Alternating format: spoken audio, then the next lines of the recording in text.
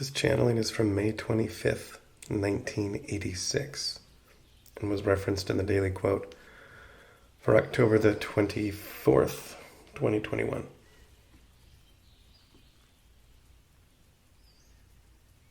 This one, it doesn't start with a question, it just starts with Carla channeling. Carla channeling.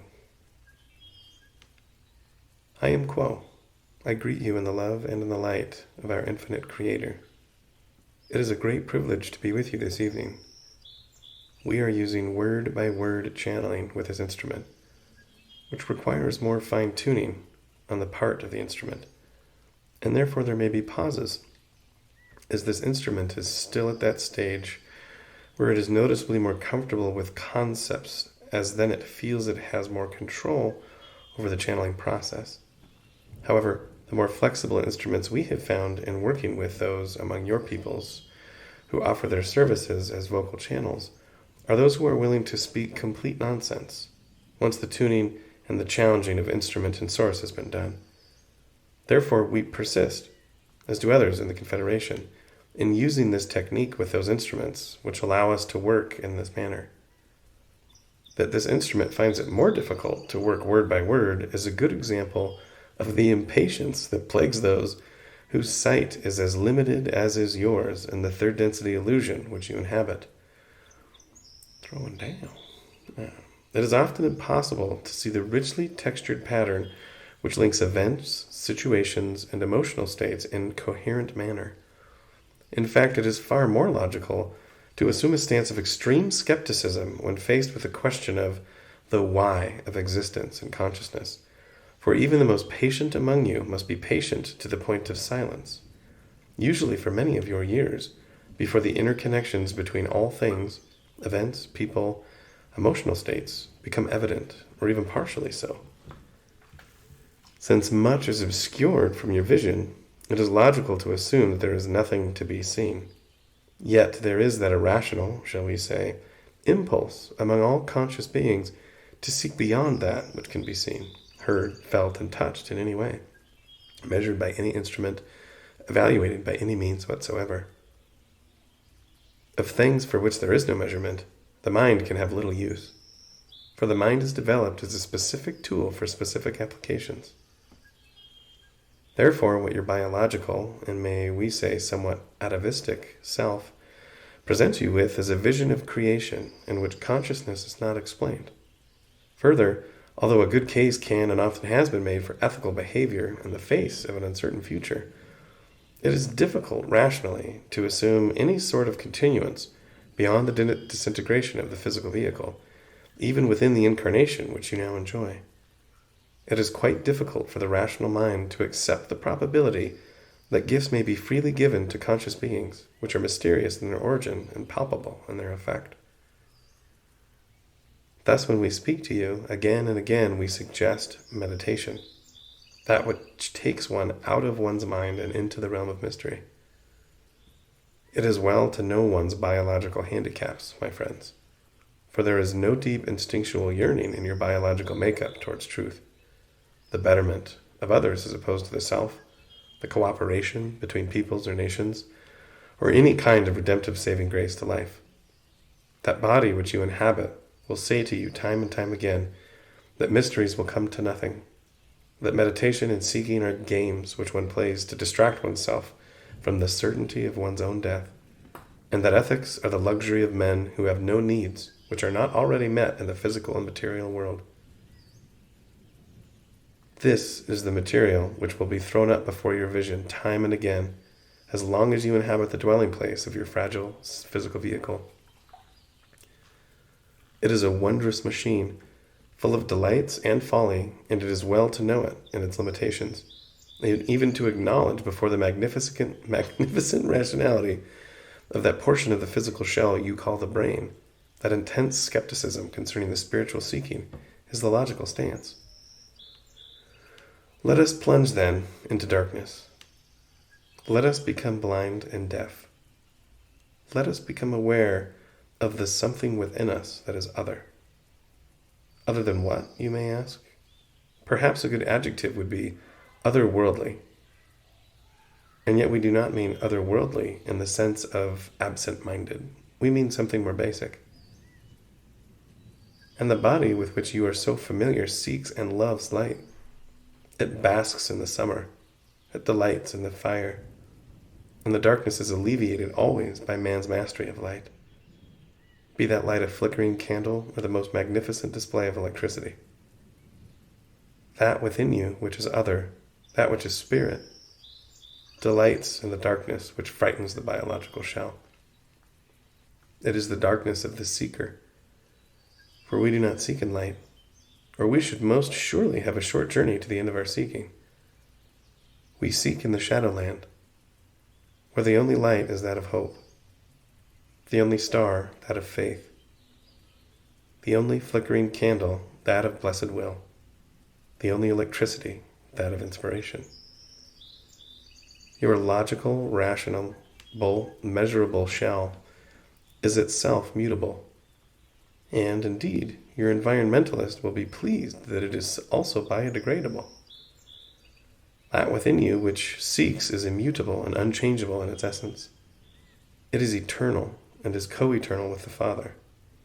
It is your source and it is your goal.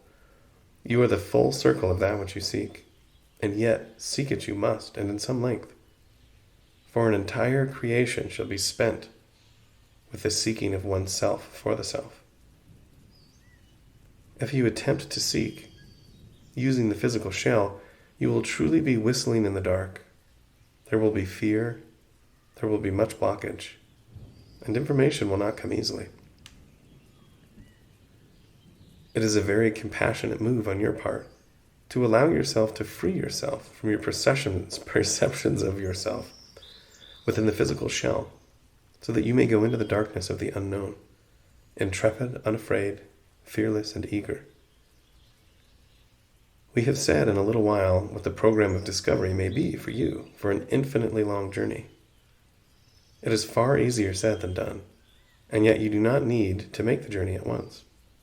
For your journey is this step, this moment, this situation, the entities about you at this time, the emotions you feel at this juncture.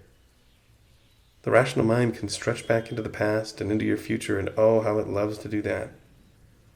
The heart of your seeking lies with that portion of yourself that is other, and that otherness dwells in an eternal present moment. As you would pick up a pencil from the blotting pad and scratch upon the paper, so you shall live the shell of your life. As you gaze into a blackness that opens and flowers, reveals and beckons, so you shall live the mysterious zero of the Spirit. May your dance in the darkness be all that you hope and all that you seek. We speak to you as representatives of the Confederation of Planets and the service of the one infinite Creator. We are your brothers and sisters, and we extend ourselves to you in compassion and pity, for we know how you struggle against the bonds of measurability. Have compassion upon yourselves, and turn inward, for there is no struggle, but only the dance in the darkness within. We leave you in the blinding light of that darkness, and in the creative love of that infinite zero, that opening, that keyhole, unlocked and opened in silence. We are known to you as those of Quo. We would, at this time, attempt to make contact with the one known as Jim. We shall at this time transfer. Jim channeling. I am Quo, and am pleased to greet each of you once again through this instrument. We are happy that this instrument has been willing and able to perceive our contact, and we thank it for the opportunity to utilize it in continuing to offer our service, which is both humble and to this instrument unique. Our contact, as we have stated before, is one which is most fruitfully expressed in the word-by-word mode of transmission. Thus, we shall attempt with this instrument to continue that method of transmitting information, resorting to the concept method only when the word-by-word technique becomes too difficult. At this time, we would attempt to respond to specific queries which those in this group may have prepared for this portion of your gathering. May we, at this time, entertain the first query? Carla. I'll go ahead and ask, And the other question that Al asked, she wanted to know how the service to self path can use the light and what role this path plays in the drama of creation. That's not word for word, but I did read the question, so it's in the instrument's mind more specifically. I am Quo, and we feel that we have a grasp of this query and shall begin. The path of service to self is one which intensifies the illusion of separation, which is inherent in all of creation. For when the one Creator divided itself in order that it might further know itself, the division which took place became likened unto an illusion, for the result was the creation, and is moment by moment the creation as you know it, and far beyond what you know. As the Creator, which is simplicity itself, became that which seemed complex, the possibility of two means of traveling through the creation, or each portion of the creation, became apparent.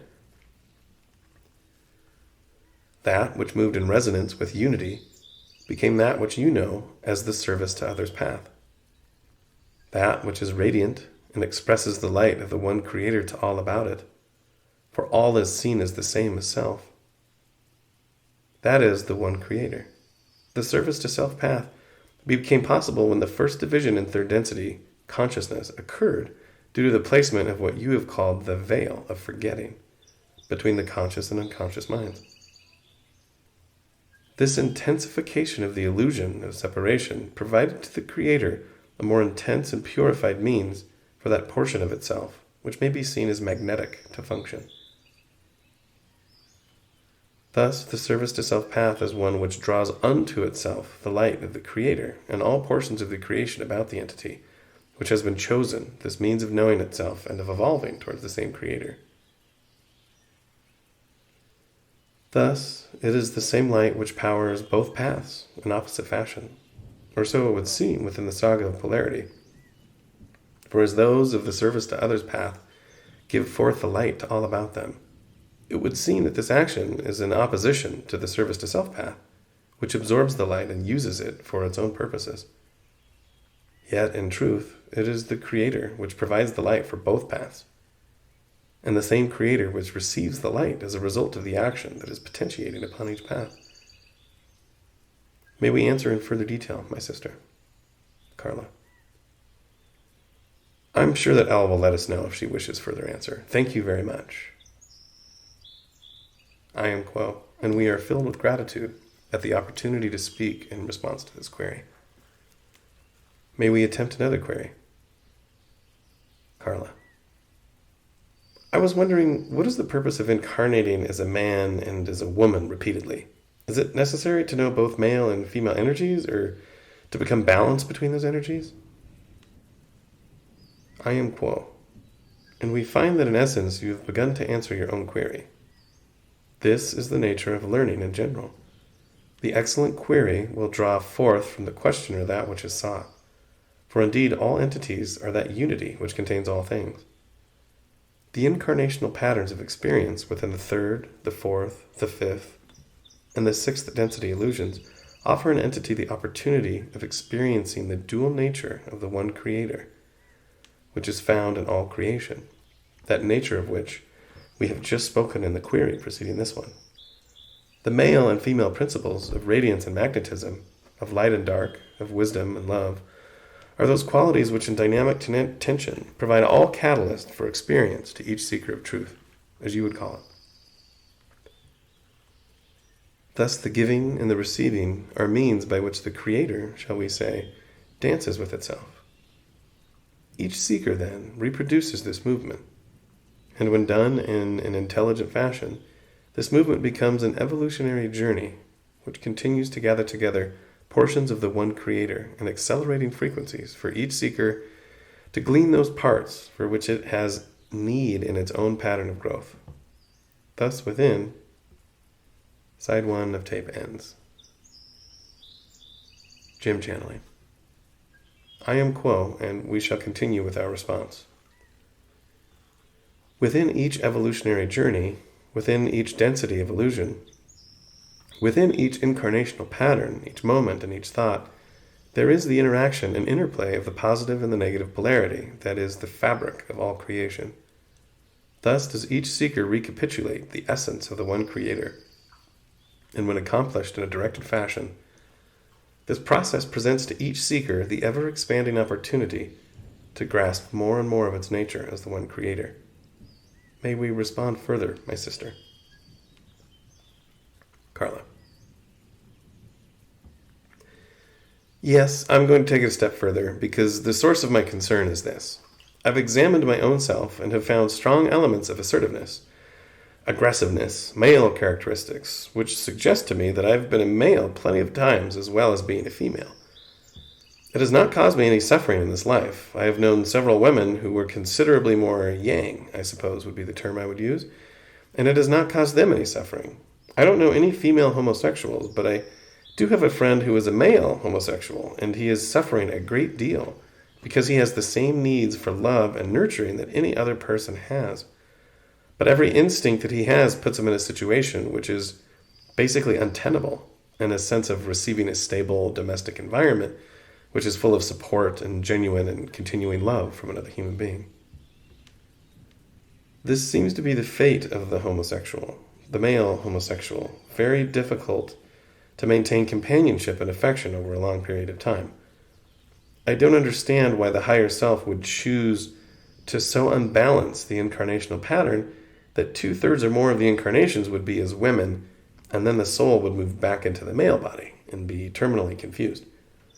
If you could shed any light on this suffering and its purpose, I'd be appreciative. I am Quo, and may we suggest that within your third density illusion, the limitations which are experienced, on every front, shall we say, are designed to allow the entity to learn how to free the self. There are experiences that are most needful of balancing, that require what seems within the incarnation to be greatly distorted circumstances. The cumulative effects of previous, shall we say, incarnations often decree that the upcoming incarnation provide the arena in which these various distortions may find the opportunity for balance. The choice of one biological gender or another will be made according to these distortions in need of balance. It may be that throughout the full third density pattern of incarnations, an entity would find it necessary to choose one gender over the other more often than not in order to fulfill a larger pattern of learning. The difficulties, as you call them, associated with this choice, in this case, as it has been called, homosexual orientation, are then incorporated into the larger pattern and utilized in the overall growth of the entity. Within the third density illusion, the great array and degree of limitation is utilized as, shall we say, a force against which to test the spiritual strength. For within your illusion, one must rediscover the foundation or fabric of one's being, time and time again. May we answer further, my sister? Carla. No, thank you. I am Quo, and we are grateful to you, my sister. May we speak upon another subject? T. Yes, I have a question. The reason I took so long, I was trying to figure out exactly what I wanted to ask. I read a book recently on channeling and utilizing and internalizing sexual energy. It seems that basically, from what I read, that it's a matter of developing this energy from a purely physical level, learning to control it and then learning to internalize that energy, thereby increasing the inner power, or qi, as they call it. This comes from a Chinese tradition, obviously, and this also ties in with physical exercise that is meant to do basically the same thing, which is Tai Chi, which does the same thing. Could you comment? Could you just, do you have any comment on this? I don't have a specific question, I guess. That's why it took so long before. I am Quo, and we would suggest that the means of reinvesting one's own beingness with the essence of the energy produced by the physical vehicle in conjunction with the mental process which you have described is one which focuses the, as it has been called, chi or prana, in a specific fashion, which is then utilized in what may be called a sacred manner. The physical vehicle provides the foundation upon which all experience is built for an entity. The preservation of the vehicle and its ability to reproduce and its ability to serve as a triggering mechanism Give to the entity the basic energy and environment of the creation and storing of physical sexual energies. Let's back that up. Sorry. The preservation of the vehicle and its ability to reproduce and its ability to serve as a triggering mechanism. Give to the entity the basic energy and environment of energy, which it then may utilize in higher and higher, if you will, means. Thus, the creation and storing of physical sexual energies may be focused upon any of the succeeding centers of energy, or chakras, as we find them called, of an entity. Thus, in this way, any balancing of distortion or removal of blockages or accomplishing of magical workings, shall we say, may be carried out. The function, then, of the mental complex is to design the framework or channel through which these physical energies may be moved. When this framework has been firmly constructed within the entity, the power of the internalized physical sexual energy is then more and more available for use in the prescribed fashion. May we answer further, my brother? T. No, thank you very much. That's very good, thank you. I am Quo, and thank you, my brother. May we attempt another query? Carla. I need to follow up to T's question. The only thing I've ever read about, gosh, what kind of yoga is it? Tantric? Suggested, and this was in the magical with the K tradition, that one, and I think this was also written by a man. Okay, that one moves close to orgasm and then stop and do this repeatedly, was called magical chastity, but it also recommended that the partner be a stranger. This struck me as being potentially very negative, and that you did build your own personal power, but you were not exchanging the opportunity with the partner. And I wondered if the same energy could be stored using the same magical chastity with two people working together with equally efficacious results, and hopefully a more positive slant to that storage of personal power. I am Quo, and we find your statement to be correct in general and specifically. We would suggest a final query at this time, for this instrument is somewhat fatigued as a result of the word-by-word contact method, and is less and less able to maintain the depth of meditation necessary for this type of contact. Carla. I'm torn between two questions. I'll ask, I hate decisions. I'll ask you about yourself. No, I won't do that. That would detune the contact. When I was channeling earlier, I wasn't with it entirely, but I did catch the repeated distinction between the physical self and the spiritual self. A dichotomy seemed to be reigning in the kingdom of this particular discussion tonight, and yet this body is what we use to manifest our spiritual selves in this incarnation. I wondered what special need there might have been to emphasize that dichotomy this evening. What purpose underlay the concentration on that concept this evening? I am Quo. We have spoken this evening of the apparent, and of that which is not apparent, in order to share our understanding, simple though it is, that within your illusion you draw upon resources constantly that are far, far greater than you can imagine. And when you move within your daily round of activities, you are utilizing but the tiniest fraction of that which is at your disposal. Yet that very moment itself draws unto your limited self more and more of that which knows no limits, in order to enhance your ability to experience within your illusion. Thus we speak as we have spoken, of limitation and infinity being recapitulated within your own being, and of this process being fueled by your will to seek and your faith that the seeking will bear fruit. May we answer further, my sister? Carla. No, thank you. I enjoyed you. I am Quo. We have greatly enjoyed this evening with each of you, and we are happy to join this group at future times, as you would call them. And we look forward to the opportunity to blend our vibrations with yours. We shall take our leave of this group and this instrument at this time. Again, with gratitude and in joy, we leave you. We are known as Quo. Adonai, my friends, Adonai.